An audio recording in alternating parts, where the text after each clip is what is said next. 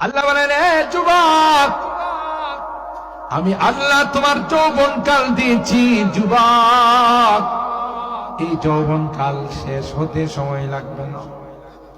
হঠাৎ করে তোমার যৌবনকাল চলে যাবে, বার্ধক্য চলে আসবে, তুমি ইচ্ছা করলেও কোনো কিছু করতে পারবে না।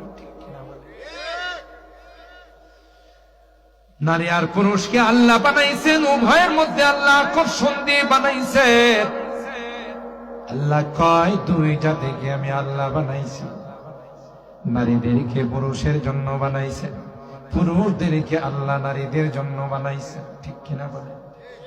উভয় যদি না হয়, দুনিয়ার জিন্দেগি বরবাদ হয়ে যাবে, দুনিয়ার জিন্দেগি শেষ হয়ে যাবে। আল্লাহ পাক বলেন, ভালোবাসা, মহব্বত, এটা আল্লাহ প্রদত্ত নিয়ামত। ঠিক কিনা?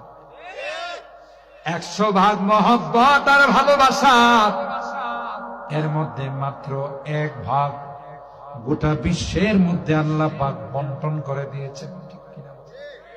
মানব দানব পশু পাখি কুল কানাতের মধ্যে আল্লাহ 100 ভাগ রহমতের 1 ভাগ সবগুলোর মধ্যে আল্লাহ বন্টন করে দিয়েছেন।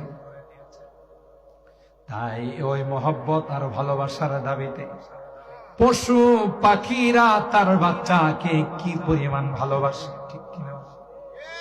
আপনি যদি যে মুরগিটা কেবল বাচ্চা তোলাইছে, আপনি তার কাছে দিয়ে যদি যান, দেখবেন মুরগিটা আপনাকে